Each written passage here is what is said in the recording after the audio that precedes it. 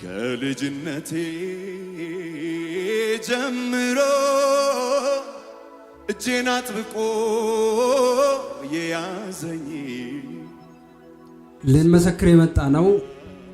ከዚህ በፊት ጭንገፋ በጣም ያስቸግራት ነበር። እሷ አንዴ ሁለቴ ሶስቴ ጨንግፎባታል እና የመጨረሻ ሶስተኛ ላይ ሐኪም ቤት ስትሄድ እንዲህ አሏት፣ ቤቴል ቸርች ነቢይ መስፍን በሹ ጋር ሂጂ፣ ይሄ የሰይጣን አሰራር ነው አለቻት ዶክተሯ። ዶክተሯ ነው የምትለው? አዎ ዶክተሯ ናት። አሁን እየሳኩ ነው እየመሰከርኩ ያለሁት። በወቅቱ ግን በጣም ከባድ ነበር። ሜቢ በዚህ ሲቹዌሽን ውስጥ ያላችሁ እንዴት እንደሆነ ታውቃላችሁና በጣም ከባድ ነው ማለት የመጀመሪያ በተለይ በጣም ሰብሮናል። ሲቀጥል ደግሞ በጣም ብዙ ውጣ ውረድ ስለነበረው በጣም ነው የተጎዳ ነው። እንደው እሷ መጨረሻ ላይ በቃ እንዲህ አለች፣ እኔ በቃ ሊለይ በፍቅር እየተዋደድን እንለያይ አለች። አዎ እናቴን ጠርታ ለእናቴ በቃ ሊለያው እኔ ልጅ ሊሰጠው ባለመቻሌ እያዘንኩም ቢሆን እየወደድኩ ብለየው ይሻላል፣ እሱ ልጅ አጥቶ ለምን ይኖራል አለች። እና እኔ አልሰማውም። ብዙ የውድቀት ቃላቶችን ስትጠቀም ተይ አይባልም። ለምን እኔ ሲጀምር እኮ ልጅ ፍለጋ አይደለም የፈለግኩሽ አንቺን ነው ላተ ነበረ። እና ዶክተሯ የመጨረሻ ላይ ወደዚህ ሪፈር ስታደርግ እውነት ነው ለጌታ ባካችሁ። እኔም በጣም ቤቴል ቸርችን በቻናሉ እከታተለዋለሁ፣ ደስ ይለኛል። እውነት ነው እና ሂጂ በቃ ብያት። እኔ በእርግጥ በወቅቱ አብሬያት አልመጣሁም። እዚህ ቄራ ባለ ጊዜ ነው የመጣችው። አድርሻት ነው በር ላይ አድርሻት ወደ ስራ ተመለስኩኝ። እኔ እሷ መጣች። ማታ ስትመጣ ምን ሆነልሽ አልኳት። በቃ ተጸለየልኝ። ምን ተባልሽ ታዲያ? ጭንገፋ ተሰብሯል አለኝ። የዛሬ አመት ወንድ ልጅ ይዘሽ ትመጫለሽ አለኝ አለች። አጨብጭቡ ባካችሁ ለጌታ።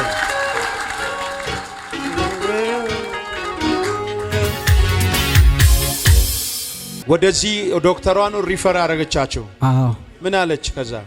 ከዛን ወደዚህ መጣን። እሷ እንዲህ አለችኝ፣ በቃ ተጸለየልኝ አለች። ወንድ ልጅ ይዘሽ ትመጫለሽ ብሎኛል አለች።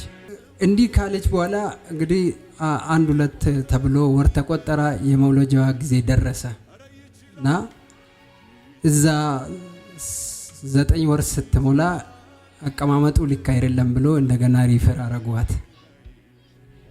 እሷ ሁሌ ታለቅሳለች። እኔ ደግሞ የእሷን ለቅሶ ማየት አልችልም። ማለት እርግጥ እኔ በጌታ አምናለሁ፣ ግን እሷ ስታለቅስ ደግሞ አያስችለኝም እና ኧረ ተይ እግዚአብሔር እኮ ተናግሯል፣ ለምንድን ነው የምትፈሪው? አትፍሪ እላታለሁ። ከዛን 4 ቦታ ሄደናል። የግል እንኳን ሄደን ታይታለች እና ሴት ነው አሏት። እውነት ነው ሴት አሏት። ነብዩ ደግሞ ወንድ አለ። ወንድ ይዘሽ ትመጫለሽ አላት። ከዛን እንግዲህ ወለደች። ብዙ እንዳልኳችሁ ውጣ ውረዶች ብዙ ነበሩ። እኔም የመሞት አዋጅ ታውጆብኝ ነበረ። እኔ እሷን መውለጃዋን ስትጠባበቅ እኔ ሞቴን እየተጠባበቅኩኝ ነበር። ባይገርማችሁ ግን የመጨረሻ ሰዓት እንዲሆነ ወንድ አንተ ልጅ ታገኛለህ፣ አንተ ግን አታየውም የሚል ድምጽ በተደጋጋሚ እሰማ ነበር። አጋንንት መጥቶ ያወራል። አዎ ሌሊት በተለይ አሁን ከ5 ወር በኋላ በጣም ስጋት ስለነበረብን በተደጋጋሚ እዛ አካባቢ ነው ጭንገፋ ያደርግ ነበርና እንዴት እናደርጋለን ብዬ በውስጥ ይጨነቃለሁ። በእርግጥ በሷ ፊት ብዙ ራሴን አልገልጠውም እንጂ መጨረሻ ላይ የመውለጃ ጊዜ እሷ ወለደች። በኦፕራሲዮን ወለደች። ኖርማል ነው፣ ሁሉ ደና ነው። እሷም ልጇም ደና ናቸው። እኔ አላየሁትም። መድኃኒት ግዛ ተብዬ ተላኩኝ። ከግቢ ጠፋ መድኃኒቱ። አስፓልት መሻገር ነበረብኝ። ማዶ ነው እንትን ፋርማሲ አለው። ሊሻገር ሲሄድ በጣም ማለት እንግዲህ እንደነገርኳችሁ እኔ ሞቴን ነው እየተጠባበቅኩ ያለሁት። ሞት ይሁን እያልኩኝ አስፓልት መሀል ደርሼ ምን እንዳስረሳኝ አላውቅም፣ ረሳው። ባጃጅ መጥቶ እንዲህ ገፍትሮኝ አለፈ። ከእንቅልፍ እንደምነቃ ሰው ነቃው። እውነት ነው። ከዛ በኋላ ነው ልጄን ያየሁት። ባይገርማችሁ ስወለድ ነይ ልጅሽን ውሰጂ ስትባል እንግዲህ ነብዩ ወንድ ልጅ ነው ይዘሽ ትመጫለሽ አላት። ዶክተሮቹ ደግሞ ሊጠቅሳቸው የሚችላቸው እንዲህ ያሉን፣ አራተኛ ሴት ብሎ ሴት ናት ብሎ ወረቀት እንኳን ጽፎ ይሰጡናሉ። ሲወለድ ወንድ ነው።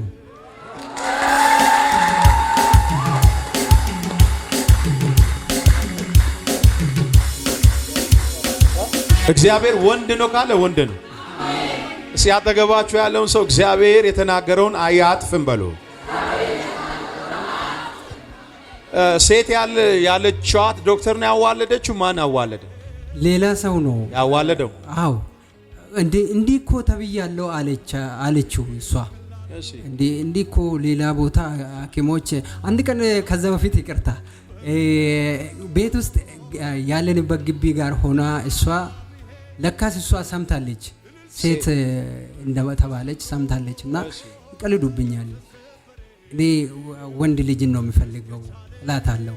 ከዛን አንድ ቀን እንዲህ ሲሉኝ ጌታ ሆይ እየሰማ ነው አይደለ? ሐሳባቸውን የኔም ጾታ ሴት ከሆነ ቀይራለሁ አልኩ። እውነት ነው። ቆይ አሁን ስንት ወሯ ነው ከወለደች? አሁን 2 ወር። 2 ወር? 2 ወር። የ2 ወር ነው። አዎ። አንድ ደቂቃ ለሷ እንስጣት። መጣሁት እሱ እንደተናገረ ከዓለም ገና ነው የሆነልኝ ነገር ብዙ ነገር ነውና ከዚህ በፊት ካገባሁት 6 ዓመት ነው። ልጅ አልወለድኩም። 3 ያስጨነገፈኝ 5 ወር ላይ ደርሶ 4 ላይ 3 ላይ 4ኛ ላይ በቃ አሁንም እንደዛ ነው ብዬ ዶክተሬ ወደዚህ ስልከኝ መጣሁት። ሲመጣ 3 ወር ቅሬት ነበረኝ። ጨንገፋ አገኝሽም ዛሬ አመት ወንድ ልጅ ነው ይዘሽ ምትመጪ አለኝ። ከዛ በኋላ አምን ብዬ ወጣሁት። ወንድ ልጅ ትወልጃለሻል? አዎ። አጨብጭቡ ለጌታ። ማን ነው ስሙ? ይካ። ምን ማለት ነው ትርጉም? ይካ ማለት መፍትሄ ማለት ነው። መፍትሄ ወንድ ነው። አዎ። ዛሬ የዚህ ልጅ ውጤት ሰይጣን መጥቶ ሴት እያለ እንደረበሸ ቤታችሁን የሚረብሽ ጓዳችሁን የሚረብሽ ላይፋችሁን የሚለብሽ ከጠላ ሰፈር ከሟርተኛ ሰፈር ከደብተራ መንፈስ ሰፈር የሚመጣ መንፈስ በኢየሱስም የተገለበጠ ይሁን። የሚረብሽህ ይደረግ፣ የተመታ ይሆን። ንካ በእግዚአብሔር ቤት ይተከል። ዘሩ የጠላት ደጅ ይውረስ፣ ከጭንገፋ ያምልጥ። እጁ በዚህ ብላቴና ላይ ትሆን። ይህ ቤተሰብ በደም ይሸፈን። አጨብጭቡ ለጌታ።